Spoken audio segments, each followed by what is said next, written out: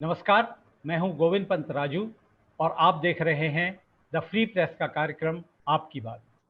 आपकी बात में आज हम बात करेंगे उत्तर प्रदेश में बीजेपी की राजनीति में पिछले दिनों जिस तरह का आंतरिक घमासान होता दिखाई दे रहा था, उसमें एक राहत भरी खबर बीजेपी के लिए है और वो खबर ये है कि कांग्रेस के बहुत बड़े कद के माने जाने वाले नेता जितिन प्रसाद वो आज उन्होंने कांग्रेस को छोड़कर बीजेपी का दामन थाम लिया है।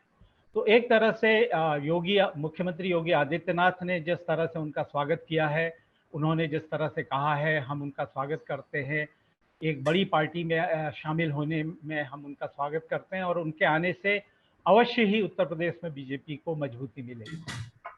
तो ये एक तरह से ये दर्शाता है कि जितिन प्रसाद का महत्व कांग्रेस में भले ही ना आंका जा रहा हो, लेकिन बीजेपी ने अभी फिलहाल उनको हाथों हाथ लिया है। क्या इसके असर उत्तर प्रदेश की राजनीति में होंगे? कांग्रेस के लिए ये कितना परेशानी का सबब बनेगा और बीजेपी के लिए इससे किस तरह दूसरा की दूसरा बीजेपी डिब्बा को बिस्किट फायदा हो सकता है? इन तमाम चीज़ों पर, इन तमाम मुद्दों पर हम आज बात करना चाह रहे हैं और इस बातचीत में हमारे साथ शामिल हैं वरिष्ठ पत्रकार शरद प्रधान, वरिष्ठ पत्रकार अतुल चंद्रा और कांग्रेस से जीशान हैदर।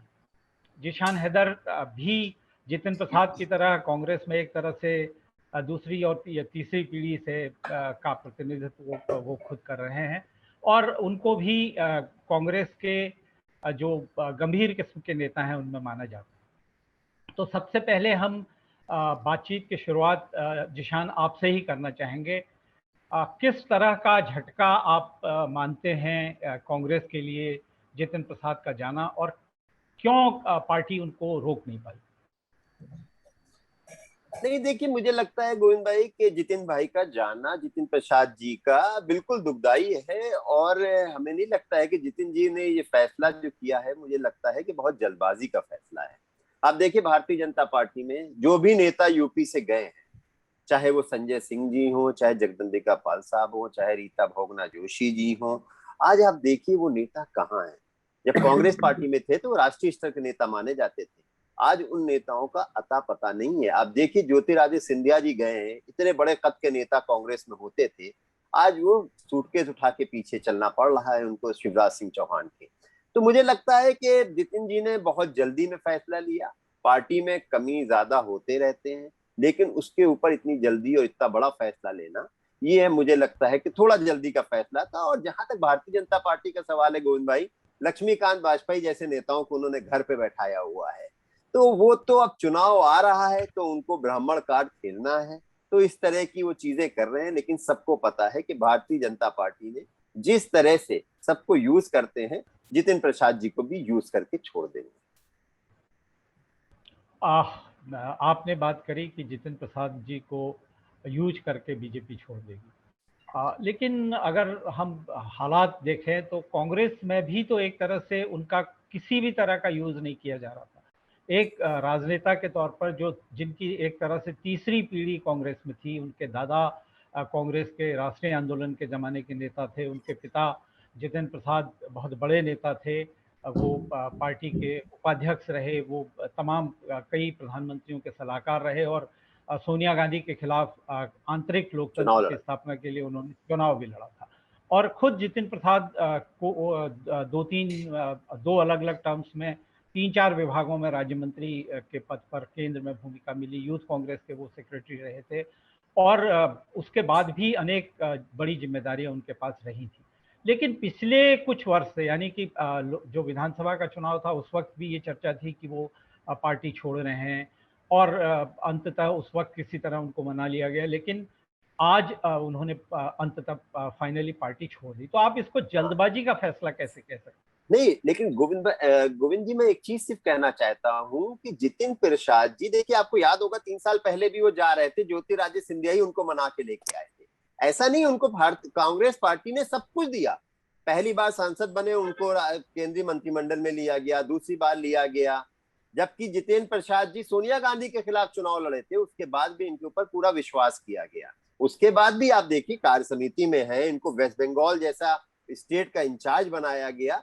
इनको कहने पे इनको बहुत कुछ मिला, हमें लगता है बहुत कम राजनीतिक समय में जितिन प्रसाद जी को। ऐसा नहीं कि कांग्रेस पार्टी में कुछ ना मिला हो, लेकिन वही मैंने जो पहले भी बात कही थी, हमें लगता है बहुत जल्दी में लिया हुआ फैसला है इस वक्त पार्टी, क्योंकि कांग्रेस पार्टी कहीं ना कहीं उस स्तर पे कार्य नहीं कर पा रही, सत्ता में नहीं आ पा रही है। तो वो होता क्या है कि भारतीय जनता पार्टी, हमें लगता है जो ज्योतिरादित्य सिंधिया जी ने किया वैसा ही निर्णय जितिन प्रसाद जी ने ले लिया। शरद जी, जैसा हाँ, जिशान ने कहा कि ये बहुत जल्दबाजी में लिया गया फैसला है, और मुझे लगता है कांग्रेस की जो इस समय हालत है वो वाकई में किसी भी फैसले को लेने से पहले बहुत बहुत बहुत लंबे वक्त तक सोचती है। पार्टी के राष्ट्रीय अध्यक्ष के मामले में हम इस तरह की चीज़ देख सकते हैं, और उत्तर प्रदेश में संगठन को लेकर भी हम इस तरह की चीज़ को बिल्कुल साफ देख सकते हैं। आपको क्या लगता है जितिन प्रसाद की क्या मजबूरी रही होगी, आखिर उनको पार्टी छोड़ने के लिए इस तरह से फैसला लेना पड़ा? देखिए, मजबूरी तो कुछ नहीं है। तो राजनीति में आजकल शुद्ध राजनीति है, और ये जो उसकी लालसा है पावर के करीब रहने की, ये सिर्फ वही है। और इनको ये लगने लगा कांग्रेस पार्टी के जो जो दुर्दशा है, जो सेल्फ क्रिएटेड है, मतलब उससे ज्यादा और कुछ कुछ कहा नहीं जा सकता, उसमें उन्हें लगा कि अब कोई फ्यूचर ही नहीं है। अब ये अलग बात है कि यहाँ क्या फ्यूचर होगा ये तो भगवान जानेगा, क्योंकि अभी तक देख लिया है। एक अंग्रेजी में कहावत है, wise man learn from the experience of others, fools from their own. अब अगर कोई अक्लमंद आदमी होता तो वो देख लेता उन सबका हशर जो गए हैं यहाँ से। अब ठीक है, पैसा वैसा कमा ले रहे होंगे क्योंकि एमपी बन गए मोदी के नाम पे। अब वो चाहे जगदम्बिका पाल हो, चाहे संजय सिंह हो, चाहे रेस लेटेस्ट किस है ज्योतिरादित्य सिंधिया, जिनकी तूती बोलती थी कांग्रेस में। अब प्रॉब्लम ये है कि ज्योतिरादित्य सिंधिया और जितिन प्रसाद के साथ कि ये दोनों जो हैं ये नेचुरल पॉलिटिशियंस नहीं है। ये इनको विरासत में मिली है पॉलिटिक्स, और विरासत में मिली पोजीशन, और विरासत की वजह से सारी जितने जंप करके जो है लोगों को पीछे हटाते गए और आगे बढ़ गए। तो जो असली सेंस में जिसे कहते हैं राजनीतिक, ये कभी बन नहीं पाए। डिपेंड, क्योंकि नाम पिता के नाम पर राजनीति करते रहे ना, जो प्लेटर पे मिल जाती है तो वो ना तो मेहनत कर सकते हैं ना इंतजार। और इंतजार भी वैसे ही, इंतजार का जहां तक सवाल है, अब कांग्रेस में कब तक आदमी इंतजार करे इसके लिए तो कुछ नहीं कहा जा सकता, क्योंकि इतनी बुरी हालत है कि कोई एफर्ट ही नहीं है। आपको दिख रहा है कि आपकी पार्टी में कुछ लोग हैं जिनके पोटेंशियल है, कम से कम वो आगे आना चाहते हैं, चाहे विरासत में मिली हो, चलो अब तो आप उनको यूटिलाइज करो। आपने छोड़ दिया है, बिल्कुल ऊपर वाले के भरोसे छोड़ दिया है कि ऊपर नीली छतरी फूटेगी, उससे हमारे गोद में गिर पड़ेगी, पावर आ जाएगी, बाकी तो कुछ है नहीं वहां। लेकिन दूसरी तरफ आप ये भी देखिए गोविंद, कि मुझे नहीं लगता कि जितिन प्रसाद के कांग्रेस छोड़ने से कांग्रेस का नुकसान होगा। लोग जैसे कह रहे हैं झटका लगेगा, अरे भाई झटका उसको लगता है जो कोई जिसका कुछ अस्तित्व हो। जब अस्तित्व ही नहीं बचा है कांग्रेस का तो झटका किस बात का। लेकिन वैसे ही उधर है, जितिन प्रसाद रहते हुए कांग्रेस में कुछ कंट्रीब्यूट नहीं कर पाए, तो वहां जाके कि क्या हम उखाड़ लेंगे, क्या हम कर लेंगे। उनका कंट्रीब्यूशन कभी कुछ नहीं रहा है। अच्छे हैंडसम आदमी हैं, पढ़े लिखे हैं, बात करने में बहुत अच्छे हैं, और लेकिन जितनी इवन एज मिनिस्टर कोई स्पेक्टेकुलर काम नहीं किया कभी कभी। तो बीजेपी में कौन सा वो कर लेंगे। अच्छा, हंसी इसलिए आती है क्योंकि जब आज वो बोल रहे थे कि साहब बड़ा जो है देश के लिए जा रहे हैं और देश का विकास एक ही पार्टी कर रही है और एक ही शख्स है, तो मुझे वो याद आने लगे वही रटा रटाया भाषण उन सब लोगों का जो बीजेपी छोड़ करके कांग्रेस बीजेपी में गए कुछ दिन पहले, जब ज्योतिरादित्य सिंधिया। यही तो ऐसा लगता है कि बना बना के दे दिया जाता है उनको कि पढ़ो, तो वहीं से शुरू हो जाती है असलियत कि इनका फ्यूचर क्या होगा। यहाँ तो फिर बोल बाल लेते थे थोड़ा बहुत, वहां तो शायद वो भी चांस नहीं मिलेगा। वहां तो लिखत मिलेगा मजमूम और उसको पढ़ दीजिए। तो बड़ी बड़ी छोटे किस्म की हो गई है। और अच्छा, बीजेपी को जो है उनको तो ये लग रहा है एक से दो फायदे हुए आज इनको करने से। एक तो जो अंदर घमासान चल रहा था, इनकी बातचीत पहले से चल रही थी टाइमिंग बड़ा बढ़िया हो गया उनके लिए। जो गोविंद आपने जो बोला ना कि एक अच्छी राहत की खबर आ गई, तो ये जो घमासान अंदर चल रहा था उससे अटेंशन भी डाइवर्ट हो गया।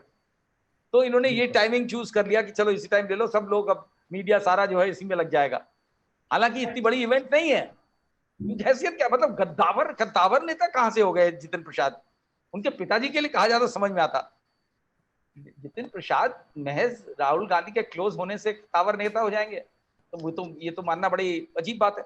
और दूसरा ये कि बीजेपी जिस तरह वाह वाह वाह वाह कर रही है, उनके पीयूष गोयल जो है वो कह रहे हैं कि साहब क्या बात है, और ये आ गए और हमारी पार्टी में, और योगी आदित्यनाथ कि उनके आने से हमें बड़ा फायदा होगा। इनसे पूछ ले भैया क्या फायदा होगा, कांग्रेस का क्या फायदा हुआ इतने साल में? तो अल्टीमेटली ये जो है ये ओरछी राजनीति का एक ये है, और जो हालत हो गई राजनीति की, शर्मनाक, इस देश की राजनीति की, कोई कोई पार्टी हो, ये वही दर्शाता है। अब इससे क्या फायदा होगा? बंगाल में तो 121 लोग आए थे बीजेपी से और टीएमसी से बीजेपी में, तो यहाँ का भी देख लेते हैं क्या रंग, देख लें क्या गुल खिलाते हैं योगी जितेंद्र प्रसाद। बंगाल की और उत्तर प्रदेश की राजनीति के समीकरण फिलहाल बिल्कुल एक तरफ से अलग हैं। बंगाल में जो स्थितियां थी, उत्तर प्रदेश में कम से कम उस तरह की स्थिति नहीं। लेकिन जैसा आपने कहा कि इनको ये किस दर्जे के नेता हैं, इनका क्या हैसियत है, इनके पिता की हैसियत थी, लेकिन अपने दम पर इन्होंने भी अपने पिता के न रहने के बाद भी 2 लोकसभा के चुनाव जीते हैं, और 2 अलग अलग संसदीय क्षेत्रों से, क्योंकि बाद में वो ये धौरहरा से चुनाव लड़े थे और वहां से भी चुनाव जीता। लेकिन इसके बाद जो 2 बार हारे हैं गोविंद, जमानत बात जब्त हुई है इनकी, जमानत जब्त हुई है 2 बार, 3 बार, 2 लोकसभा, 3 बार, एक विधानसभा और 2 लोकसभा। हाँ एक विधानसभा उसके बाद हैं। लेकिन उसके लिए सही बात ये भी है कि वो किस पार्टी से चुनाव लड़े थे, ये बहुत महत्वपूर्ण है। जिस तरह की कांग्रेस की स्थिति थी उसमें जमानत सिर्फ उन्हीं की नहीं गई, बहुत सारे लोगों की गई थी, और कांग्रेस में थे वो, इसीलिए शायद उनकी जमानत जब्त हुई थी, ये एक अलग सवाल है। लेकिन जिस तरह से ये कहा जा रहा है, इस तरह की भी चर्चाएं हैं कि ये उनके आने से बीजेपी ने एक ब्राह्मण कार्ड खेला है। हालांकि लक्ष्मीकांत वाजपेयी की जो स्थिति है, वो प्रदेश अध्यक्ष भी थे, लेकिन आज वो कहीं नहीं हैं। अभी 1-2 दिन पहले पार्टी के 1-2 बड़े नेताओं ने उनके घर जाकर उनसे मुलाकात की, और उसके तमाम चित्र सोशल मीडिया में जारी किए गए। लेकिन उसके बावजूद उनकी क्या स्थिति है, ये किसी से छिपा नहीं। मगर जितिन प्रसाद की जहाँ तक बात है, जब जितेंद्र प्रसाद जीवित थे और एक कांग्रेस से बगावत उन्होंने की थी, उस वक्त उन्होंने ब्राह्मण चेतना परिषद नाम का एक संगठन बनाया था, और मध्य यूपी और पश्चिमी यूपी में ब्राह्मणों को एकजुट करने में काफ़ी कोशिश की थी। उस संगठन ने काफ़ी काम भी किया था। तो क्या बीजेपी का मकसद इसी संगठन की को आगे बढ़ाकर, या इसी संगठन की तर्ज पर जितिन प्रसाद का इस्तेमाल करने का है? क्या इसको बीजेपी का ब्राह्मण कार्ड कहा जा सकता है? अतुल जी, आपकी क्या राय है इस मामले में? देखिए, अभी तो बीजेपी ने उसी नजरिए से इनको प्रोजेक्ट किया है कि ये ब्राह्मण कार्ड है, ब्राह्मण फेस है ये। लेकिन जैसा अभी जिक्र भी हुआ, ये 3 चुनाव हार चुके हैं। एज अ ब्राह्मण लीडर इनकी खुद की कोई अपील नहीं है। पार्टी अगर मजबूत होगी तो ये भी जीत जाएंगे। बिल्कुल। तो वो वाला जो कहना है कि ये ब्राह्मण कार्ड है, कितने दिन तक इनको ब्राह्मण कार्ड बना करके रखेंगे? क्योंकि अभी तो ये शुरुआत है। हो सकता है कोई बड़ा ब्राह्मण नेता बीजेपी में ही आगे आए, कि एक आउटसाइडर को आप ले आए हैं और हमको बाईपास कर रहे हैं। तो ये सिर्फ जिसको कहते हैं ऑप्टिक्स और परसेप्शन के लिए ये इन्होंने बीजेपी को ज्वाइन किया है, और बीजेपी को इनसे बस उतना ही फायदा होना है। जी।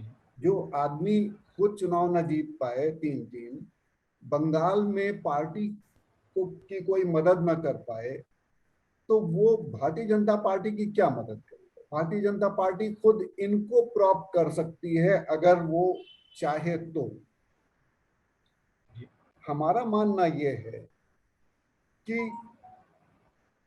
इनका जाना, ये ग्रुप ऑफ 23 या राहुल गांधी की इनर कोटरी के सदस्य थे, तो कहीं ना कहीं ये पार्टी की जो लीडरशिप है उसकी कमजोरी है।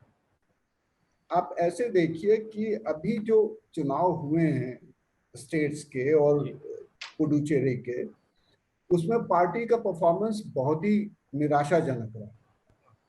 बिल्कुल। आज की स्थिति में जितिन प्रसाद छोड़ करके गए हैं।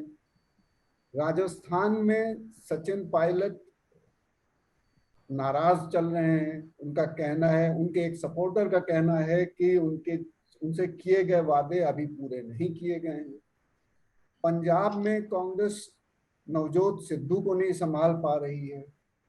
अमरिंदर सिंह भी दुखी हैं। तो जो नेतृत्व है वो हार्श डिसीजन लेने में नाकाम है, नहीं ले पा रही है।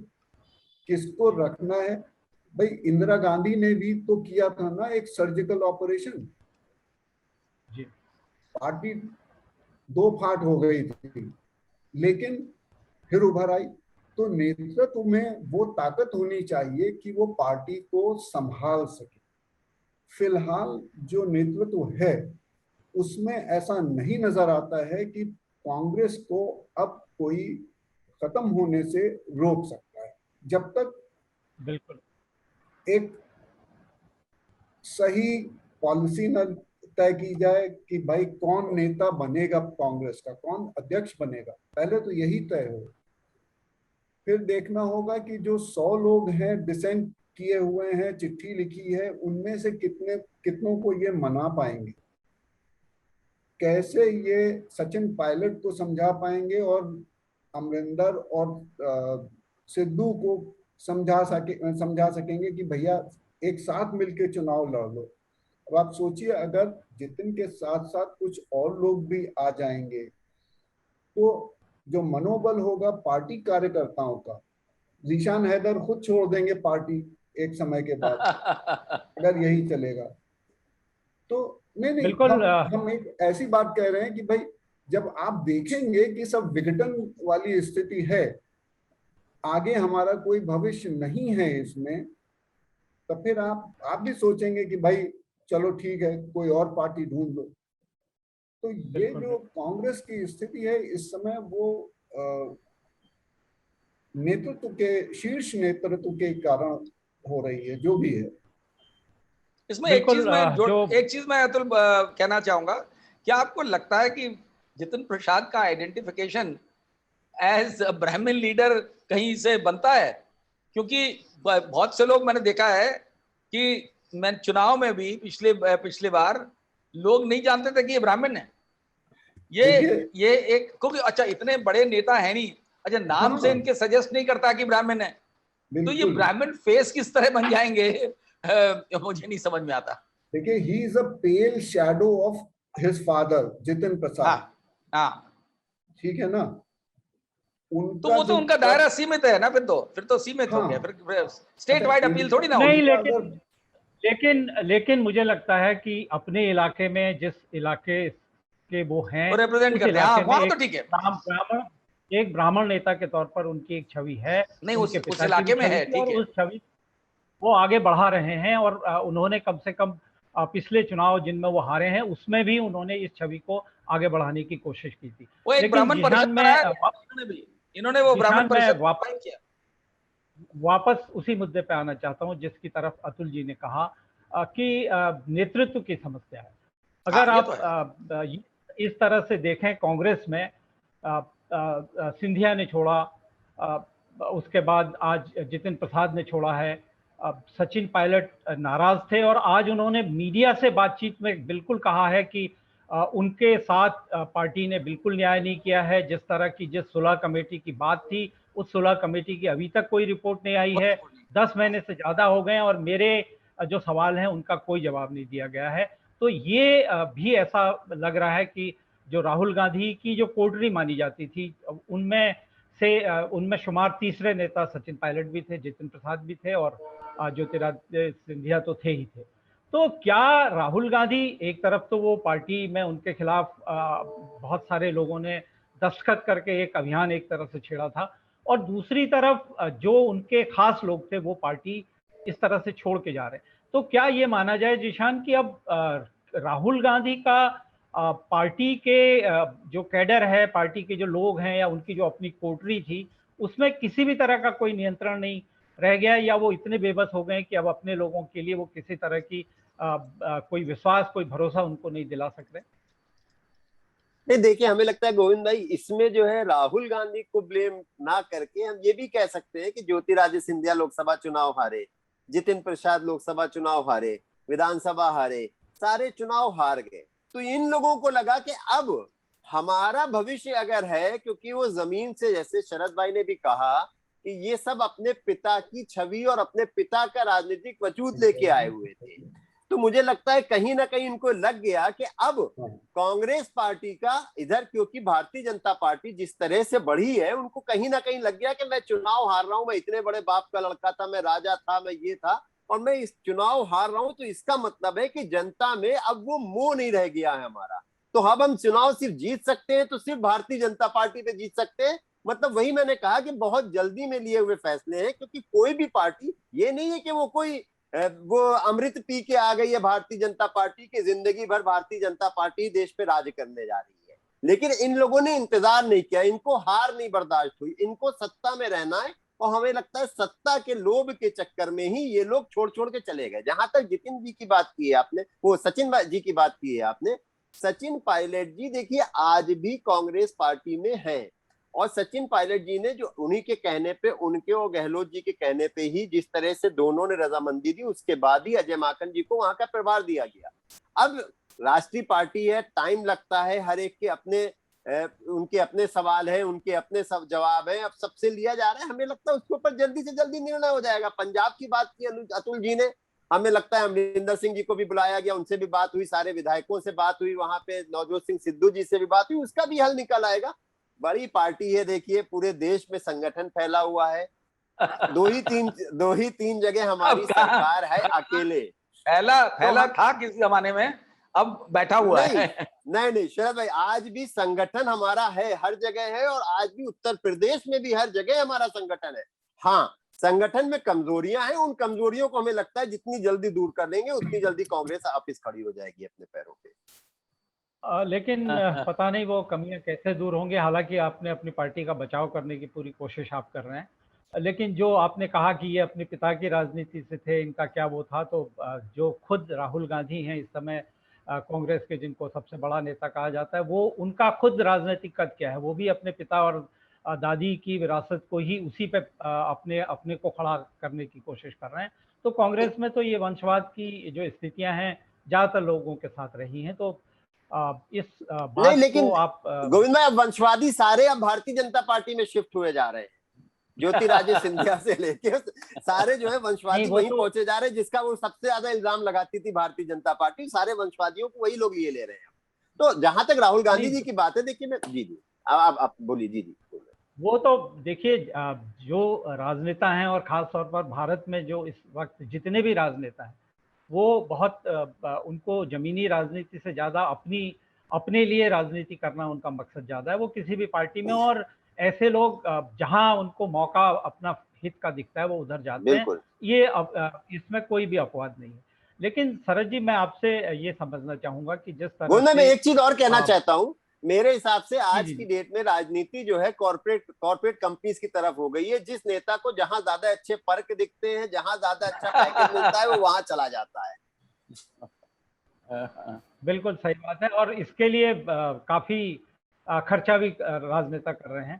खैर शरद जी, आपसे मैं समझना चाहता हूं कि जो बीजेपी ने अभी ये एक तरह से शुरुआत की है उत्तर प्रदेश में, क्या ये माना जाए कि ये अब बीजेपी की जो पिछले दिनों की जो आंतरिक एक घमासान था, उससे हटकर अब पार्टी चुनाव के लिए अपने को तैयार करने की कोशिश में इस तरह का कदम उठा रही है? क्योंकि इस तरह के हमको संकेत मिले हैं बिल्कुल दिल्ली से कि सही, बिल्कुल सही है गोविंद। उत्तर जो है मेरे हिसाब से ये एक तरीका उनका है ये चुनावी बिगुल बजाने का, क्योंकि उनको इससे सब सारी चीजें इकट्ठी हो जाती है। ब्राह्मण कार्ड भी प्ले हो गया उनका, और कांग्रेस को भाई कहने को सिंबॉलिक तो हो ही जाता है कि झटका हो गया। और तीसरा, उन्होंने ये जो सारी प्रॉब्लम थी, सबसे बड़ी जो बीजेपी की अंदरूनी प्रॉब्लम थी, उससे पूरा अटेंशन डाइवर्ट हो गया। तभी तो देखिए योगी आदित्यनाथ कितने खुश हैं इनके आने से। मेरा ख्याल इससे ज्यादा खुश होंगे कि अटेंशन डाइवर्ट हो गया, बजाय कि ये जितिन प्रसाद कुछ भला कर देंगे पार्टी का। लेकिन ये जो बात आ रही है कि साहब ये जो कांग्रेस नेतृत्व, केंद्रीय नेतृत्व की बात है, उस पर मैं कुछ जरूर कहना चाहूंगा। उसमें जो है मुझे लगता है कि अगर कोई पार्टी ऐसी है जो खुद को बार बार सुसाइड करने का वो बनाती है और सुसाइड की तरफ बढ़ती जा रही है, वो है कांग्रेस पार्टी। और मुझे आज तक ये समझ में नहीं आया कि क्या वजह है कि इतने बड़े ये इतना देश का सबसे बड़ा, सबसे पुराना जो है इसकी सबसे बड़ी पार्टी रही है, बहुत पुरानी पार्टी रही है, और सोनिया गांधी और राहुल गांधी को बड़ा तजुर्बा हो चुका है। प्रियंका को तो खैर आने नहीं देते हैं, लेकिन इनको खुद इतना तजुर्बा है। तो ये क्यों नहीं इनको ये एहसास होता है कि हम पार्टी को खत्म कर दे रहे हैं। इन लोगों के एक्शन और इनएक्शन के कारण पार्टी की ये दुर्दशा हुई है।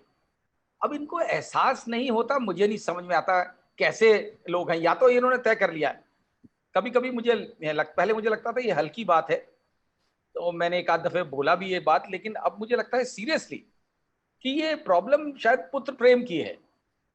हम तो समझते थे खाली हिंदुस्तानी माताओं को जो है पुत्र प्रेम में बिल्कुल वो हो जाती हैं ब्लाइंड, लेकिन यहाँ तो ऐसा लग रहा है कि सोनिया गांधी के साथ भी यही प्रॉब्लम है। वरना जब उन्हें मालूम है राहुल गांधी बड़े अच्छे व्यक्ति हैं, भले आदमी हैं, वेल मीनिंग आदमी हैं, लेकिन जरूरी नहीं कि हर वेल मीनिंग आदमी, हर अच्छा आदमी प्रधानमंत्री बन जाए। और जब आप देख रहे हैं कि हालत इतनी बिगड़ती जा रही है, उसके बाद भी आप उसी को पुश करने में लगे, इससे क्या क्या मतलब है? ये क्यों नहीं समझ में आता है? अगर इनको वाकई में इंटरेस्ट है कि पार्टी का भला करना चाहते हैं, तो राहुल गांधी को चाहिए कि सारी चीजें छोड़ करके बोले नथिंग डूइंग, अब मैं ये काम नहीं करूंगा, किसी को मेरिट पे बना दिया जाए। आप देखिए पार्टी में फिर से जान आ जाएगी।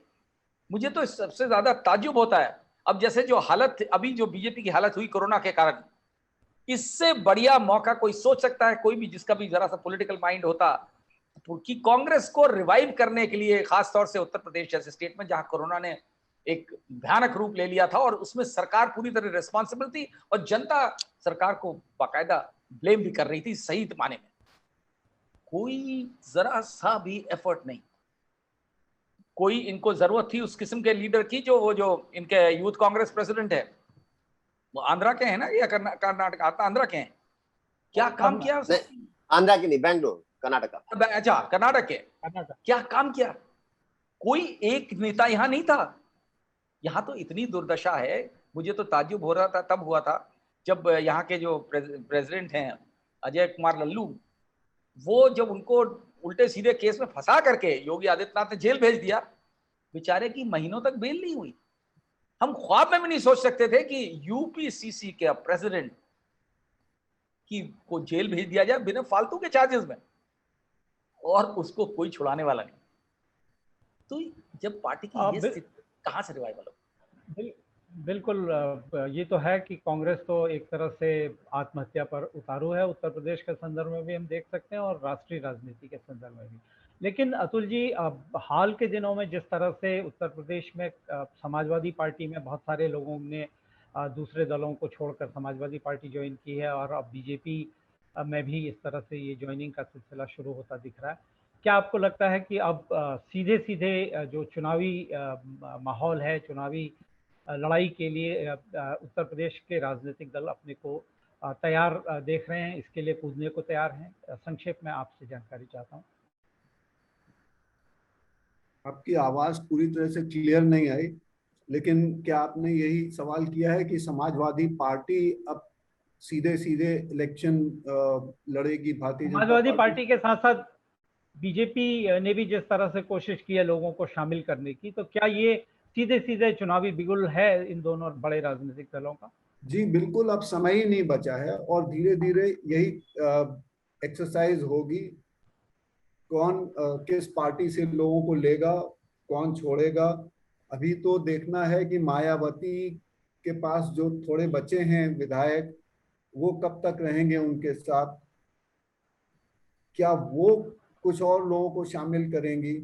तो जो अभी माहौल तो देखिए बन गया है चुनाव का, इसमें कोई दो राय नहीं है। जितिन प्रसाद के जाने से पहले ही समाजवादी पार्टी इंडक्ट कर रही थी अलग अलग लगातार। दलों से और अलग अलग क्षेत्रों से।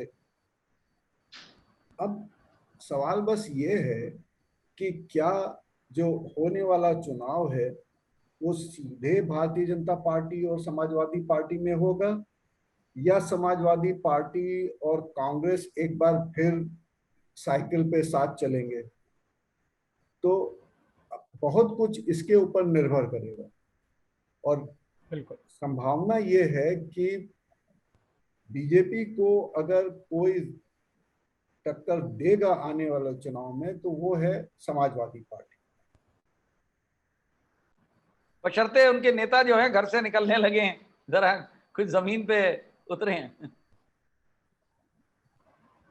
बिल्कुल। समाजवादी पार्टी क्योंकि दूसरी बीजेपी के बाद दूसरी सबसे बड़ी पार्टी है और पिछली बार सरकार में थी, तो स्वाभाविक तौर पर उसकी दावेदारी बनती है। बीएसपी की स्थितियां लगातार खराब होती जा रही हैं और कांग्रेस का तो उत्तर प्रदेश में अब कोई एक तरह से जो दफ्तर है उसके अलावा उसके बाहर कहीं राजनीति होती हुई कांग्रेस की दिखाई नहीं गोविंद, देती। जितनी जितनी लेकिन जैसी स्थिति है, जिस तरह से पंचायत चुनाव में के रिजल्ट्स आए और समाजवादी पार्टी बिना कुछ करे उसको नंबर 1 पे पहुंच गई, इससे लगता है कि लोगों में कितना रोष है बीजेपी के खिलाफ। लेकिन इसको कन्वर्ट करने के लिए मेहनत करनी पड़ेगी। इसीलिए मैं कह रहा था कि कांग्रेस के लिए पॉसिबल था। पुत्र प्रेम की जगह अगर बिटिया को भेज दिया होता तो शायद वो कुछ उससे तो बेटर ही कर लेती, लेकिन उसको भी नहीं आने दिया जाता है। ये पॉइंट में रह गया था कहना कि प्रियंका गांधी को, मुझे लगता है पुत्र प्रेम की वजह से प्रियंका गांधी को मौका ही नहीं दिया जाता है। कभी भी जब भी अनाउंसमेंट होती है कि वो आ रही है यूपी में रहेंगी, मौका कब दिया गया? मौका तो प्रियंका गांधी को भी मिल रहा है। प्रियंका गांधी ने अभी नहीं मिला है, ना मिला। कब मिला है भाई? 12 दिन में कोई चुनाव हजारों की तादाद में कैलेंडर भेजे थे प्रियंका गांधी के उत्तर प्रदेश में। हर गांव में वो कैलेंडर पहुंचाया जाए ताकि प्रियंका गांधी उत्तर प्रदेश में छा जाए। ये कैलेंडर से नहीं छाती है, लेकिन जमीन पे नहीं उतरने दिया जाता है। कोरोना के नहीं शरद भाई, कोरोना के टाइम पे हमने बसेस दी, कोरोना के टाइम पे हमने मास्क, सैनिटाइजर सब बंटवाए। ऐसा नहीं कांग्रेस पार्टी सड़कों पे सिर्फ कांग्रेसी पार्टी दिखाई दी, समाजवादी या बहुजन समाजवादी बिल्कुल नहीं दिखाई दी। लेकिन मसला क्या है ना कि हम दिखाए नहीं जाते हैं, हम दिखाए नहीं जाते। परेशानी तो ये भी है, हम सबसे ज्यादा करते हैं। हमारा अध्यक्ष जेल जाता है तो एक दिन न्यूज बनती है, उसके बाद एक महीना कोई उसके बारे में नहीं लिखता है, ना दिखाया जाता है। तो हम आज की डेट में राजनीतिक परिदृश्य बनाता मीडिया है, पर मीडिया हमें दिखाता ही नहीं है। परेशानी ये भी बहुत बड़ी है। जिशान भाई, मुझे लगता है आपको आईना देखने की जरूरत है। ये तो कुछ वो शोले फिल्म का जैसा डायलॉग हो गया कि आधे दाएं जाएं आधे बाएं जाएं, बाकी मेरे पीछे पीछे आए। तो बाकी पीछे तो कोई है ही नहीं।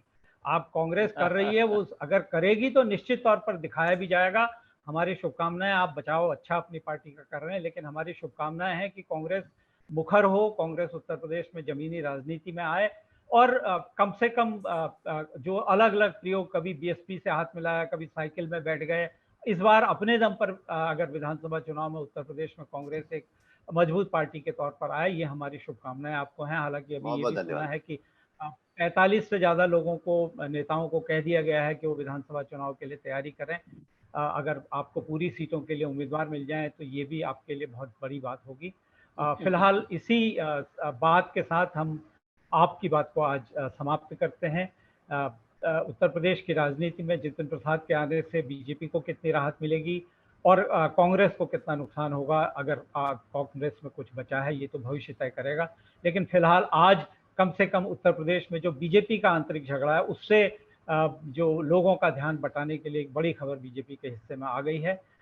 हम इस आप अपने दर्शकों का आह्वान करते हैं कि वो हमको लाइक करें, हमको सब्सक्राइब करें, हमको अपने अमूल्य विचारों से अवगत कराते रहें, ताकि हम अपने जो द फ्री प्रेस के जरिए जो एक निष्पक्ष और स्वतंत्र पत्रकारिता को आगे बढ़ाने की मुहिम चला रहे हैं वो मजबूत हो, वो आगे बढ़े। और इसी के साथ साथ शरद जी आपका धन्यवाद, जीशान आपका धन्यवाद, अतुल जी बहुत आपका धन्यवाद। धन्यवाद और सारे दर्शकों को नमस्कार, धन्यवाद।